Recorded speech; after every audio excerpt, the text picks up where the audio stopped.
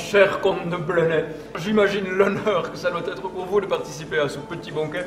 Il y a là les épices les plus luxurieuses, des pièces de viande que j'ai moi-même chassées, toutes préparées par notre splendide et merveilleux et fantastique cuisinier Maître Chicard. Et le vin, le vin, vous m'en direz des nouvelles. Il vient des meilleurs châteaux de la région. Chillon, évidemment, Vevey, Sion, et même Beaune.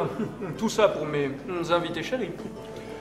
Mais certes, monseigneur, je vois que vous avez mis le paquet, mais le poisson, où est le poisson? Oh mais morbleu, qu'est-ce que vous avez tous ce soir avec ce satané poisson? Bien sûr qu'il va venir le poisson, ne vous en faites pas. Et il sera délicieux.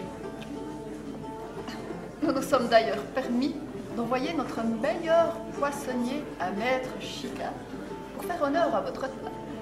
Nous n'utilisons d'ailleurs que les meilleurs services de la région, vous savez. Vous m'en direz des nouvelles, mon cher duc, de son poisson. Toujours très frais. Absolument, comtesse, absolument. Ah, je vois le jongleur au loin qui se met en place.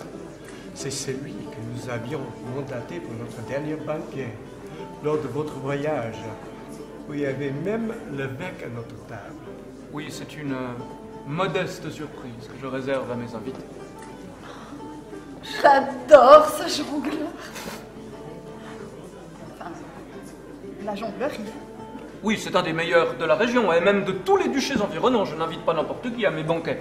Je l'utilise même parfois pour accompagner mes invités privilégiés aux latrines. Un bon spectacle détend grandement, voyez-vous. D'ailleurs, grand comte de Blonay, acceptez-vous de me suivre aux latrines pour parler affaires? Avec tout mon honneur, mon duc. Quant à vous, comtesse, vous resterez ici pour tenir compagnie à la duchesse. Très bien, monseigneur.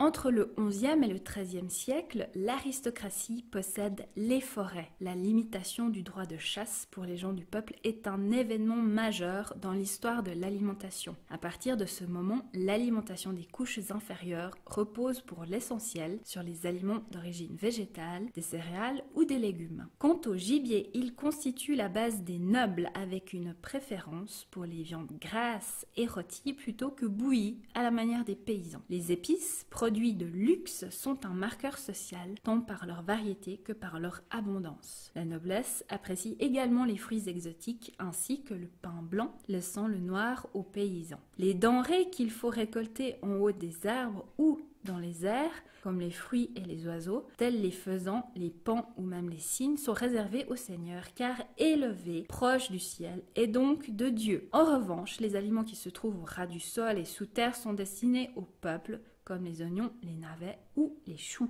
L'Église et l'aristocratie produisent leur propre vin. Pour le clergé, cela contribue à diffuser le message évangélique. Le vin devient aussi un marqueur social. Tout le monde en boit, même les enfants, car la teneur en alcool était inférieure à celle d'aujourd'hui et mélangée à l'eau. Cependant, pouvoir choisir son vin et le faire venir de loin est un luxe réservé aux puissants. La culture du vin au château de Chillon est attestée par une source du XIIIe siècle. Depuis le début du XXIe siècle, sa vinification est entièrement faite au château avec une élévation en barrique dans les souterrains. Si tu aimes cette web-série, like, commente et partage.